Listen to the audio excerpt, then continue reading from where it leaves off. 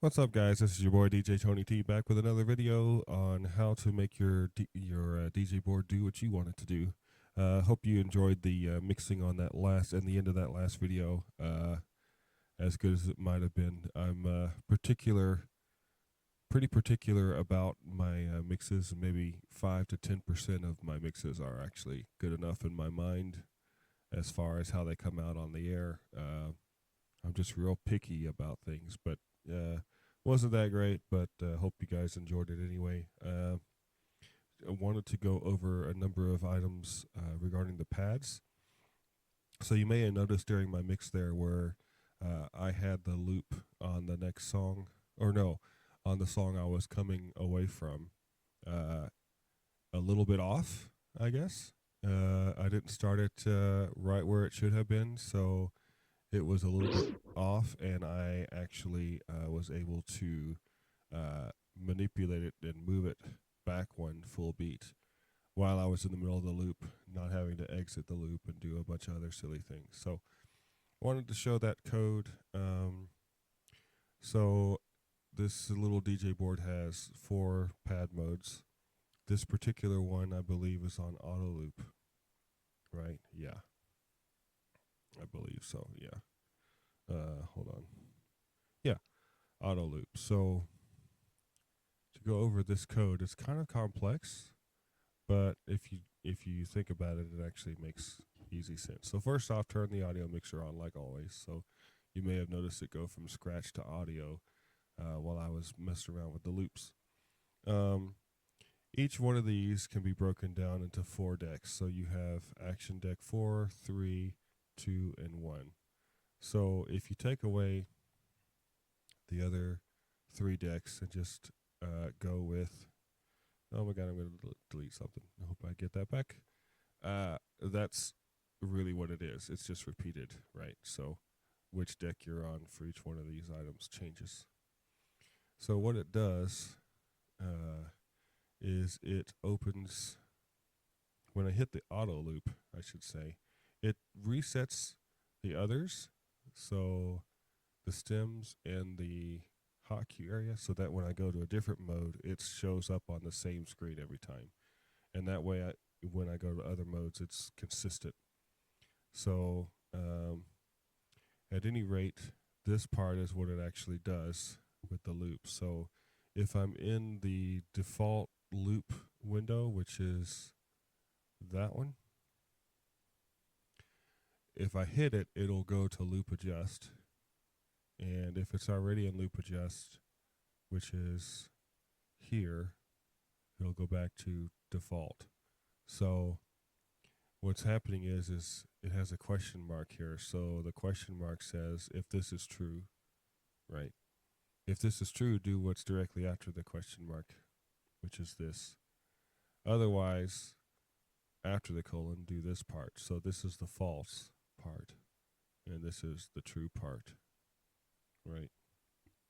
So I'm going to not save this and get back into it so you can see the whole thing. Let's make this big so you can read it because there's a lot of code there. So back to pad modes, auto loop. So, and you see it's just repeated for all the decks. And so it specifies, you know, this window or this window or this window with, of course, that happening. So now we're on C. So this is deck 3. So it's just specifying, I'll do deck 4. It's just specifying the different windows for each deck. 3. Okay. And so that's that for the pad modes. Now, once I get to the pad modes, the board switches to this auto loop pad command, and it's got a shift auto loop pad command as well, right? So it sends, when I'm in auto loop, see, it sends that mode, and then I hit a pad, it sends one of these pads. All right. So for pad 4, which is what I tend to use the most, Again, we have the 4 decks like before. This is a little bit easier to read because it's on one line. It checks that we're on the default, which is where you specify the length. Turn smart loop on loop 32. Otherwise, if I'm on this window, which is the loop, let's see, did I do that right? I guess this is the main window here, loop default, and this one is loop adjust. So let's say I'm in a loop. Then it will loop move. So this is plus 1 beat, so 1 beat forward, right? In which we'll do that. See that? And I have the same things for the other pads. So that's the rightmost pad. The leftmost pad, we'll bring it down like this so you can see. Leftmost pad is pad 1. That actually moves minus 1 beat. So we go over here. We can do that. That's what I actually used in that video because I was 1 beat too far forward, so I moved 1 beat back. And if I press and hold it, every 0.15 seconds it will repeat itself. So I can just press and hold, and it does that if I want to make ginormous changes, right? And I guess you saw me mishit that. So the 2 inner ones, the leftmost inner and the rightmost inner, so 2 and 3, those actually do just 50 milliseconds, so I can make fine adjustments within the song. Let's say my beat tap is off or something. So it allows me to move the loops. And once again, it does the, does something different if I'm in the other window. So let's say I'm in this window. Then it will do a loop 16. It'll switch from 32 to 16. And I've got, so the way it goes is 4, 8, 16, 32. Right? Let's see if we can see that. 4, let's see if I do this right. 4, 8, 16, 32. So, and the way this loop command works is if I hit it on what's already set, so let's say I'm on a 16 beat loop and I hit 16 again, it'll take it out of the loop. Right? So that is how I have the pad set up. I'll show you the LEDs. So it blinks at me if I'm in a loop. So right now I have a 32-second loop blinking set. So the pad 4 is blinking at me. Otherwise it's off. I don't do any sort of LED work for loop adjustments. It's not really necessary. Move that over there. So I also have a failsafe. You know me, I gotta have failsafes and dummified things, right, in order to keep myself from making a mistake or insulating myself from making a mistake, so on and so forth. So I have the vinyl button, and it has a loop out. So no matter what the length of the loop is, I press that button one time and I get out of the loop. I don't have to remember how long the loop is in or look at the flashing LED, which, by the way, this flashes too when I'm in a loop. It just goes straight out. So that's kind of like a fail-safe for me. I know I can always hit that button no matter what. So here's the LED. Right, if it's on a loop, it's on. Otherwise, if it's not on the loop, then it's off. And I have these other things that I'll explain later for stems. It also blinks because I have a shift vinyl that works with stems effects specifically. So that's that about loops. So we'll take that out of the loop. Well, yeah, it doesn't blink, it stays on. The pads blink at me, the loop out button just comes on. Maybe I should fix that because that doesn't make logical sense. Okay, well, we're doing this live, I guess. So the next thing is hot cue. Now, the way originally the board was done is it just did one set of hot cues, 1 through 4, and that's not really acceptable because, I mean, there's a lot of other things you can have here, right? You got save loops and all this other stuff, right? So it makes more sense to have all this programmed together. So, okay. So I programmed, now this looks really complicated because it is. So I'm going to make this really big. Once again, you have the 4 action decks for the 4 decks, right? And once again, I reset everything, all the other ones I'm not working with right now, so that when I go back to work with those, they pop up on the correct page consistently, always, right? And so what this code here does is it's basically just cycling through the 4 screens that I have enabled on my GUI. And so hotkeys 1 to 4 and hotkeys 5 to 8, which in the scan is called deck 1, 2. Then I have the custom buttons, and then I have saved loops, right? So we'll show what that does here. So if I just hit this several times on the left side, so hotkey, the other hotkey, user buttons, which we'll go over that in a minute, and save loops. It's a new feature, kind of like the effects on the sampler. It didn't exist in Virtual DJ 7. So I just kind of started using this. It's kind of a good tool. You can research that. I'm sure there's lots of things about how to use that on the Virtual DJ tutorial videos. So I'm not going to get into that too much. But each, the 4 pad buttons, since I only have 4, I had to kind of jerry rig this. The 4 pad buttons do something different depending on which which window here that you have highlighted or shown, right? So the pads will activate the 4 user pads here on this window, but for here they'll activate the 4 save loops if they exist, or the 4 hotkeys, or the next 4 hotkeys, right? So I'll show that code. So that's going to be hotkey pad. Naturally, it's just as complex. You got the 4 decks and the 4 skin panel groups, depending on which one you have shown. It does a different command. So there's a command for hotkeys 5 through 8, hotkeys 1 through 4, the custom buttons, the user pads, and the save loops.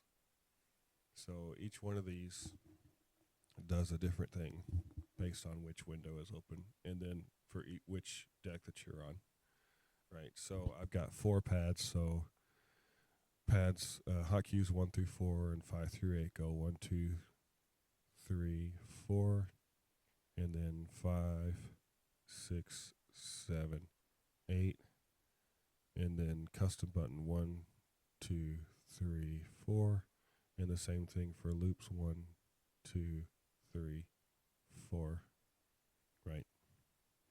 Took me a while to get this right, but hopefully that makes some sense.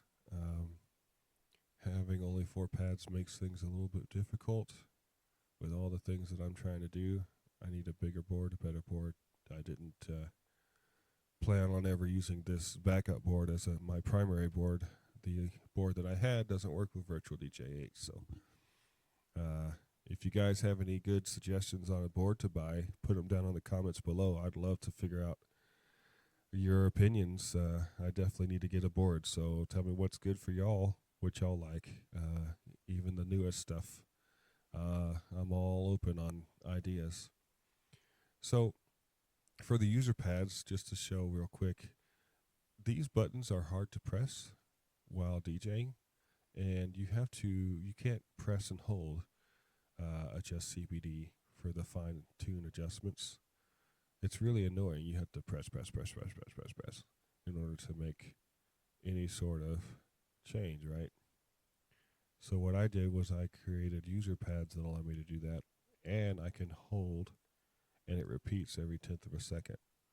And so that allows me to just press and hold real quick. Let's see, I'm on user, and I'm just holding it down.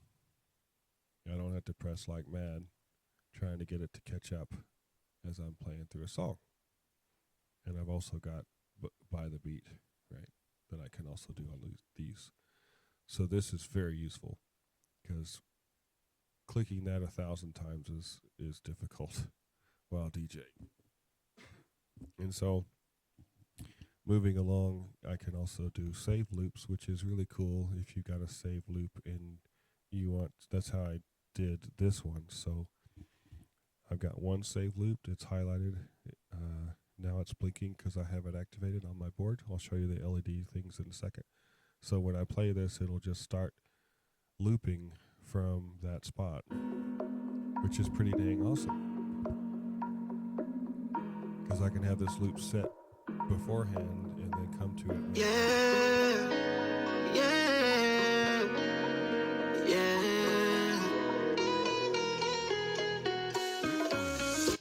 To actually do a loop, you have to, I'll go ahead and do a loop, just hit my loop out button, right? Go to auto loop. I actually have to be here and hit the loop button in time, right? So that is more convenient because I can have that done beforehand before I ever get to the song, like if I'm preparing a set at home. So that's pretty dang useful. Of course, hot cues are hot cues. I mean, it goes without saying. I can set a cue point anywhere. And then bam, there it is, right? So I'll show you the LED stuff about that real quick. And of course, it'll depend on what mode you're in and so on and so forth, right? Let's see. So hot cue pad right here. So depending on what skin panel group that you're in, it's either checking for a cue, right? If I've got a cue set for one, it's on, otherwise it's off. If I'm in deck hot cues 5 through 8, then it's asking for a hot cue 5. I have it blink because it's the same LED as over here, so it's on for 1 and blinking for 5, and that way I know it's the second set of cues 5 through 8 because it's blinking rather than the first set of cues 1 through 4. I don't do anything for the user pads because it's not really necessary in my mind. So save loops. So if a loop is loaded, like it calls it prepare. So if it's loaded and activated, it blinks. Otherwise, if it's just only loaded, it's on. So it's loaded, but not activated. It's the same thing that it does here. It's going to operate differently because I'm already in it. I think if I hit it, it blinks. Or is it when well, let's see. That's because it's a cue and I'm in the wrong window. So you have to really be careful you're in the right window in your mind as in the skin. So when I hit this, it blinks, right? Because it's activated. And I made my LEDs mimic that. So it does the same thing on the controller as it does in the skin, on the skin. And so once it's quote unquote prepared, it blinks. If it's just simply loaded and not prepared yet, it's just on. And it repeats for the 4 decks. Now then, for stems is a little bit more complicated because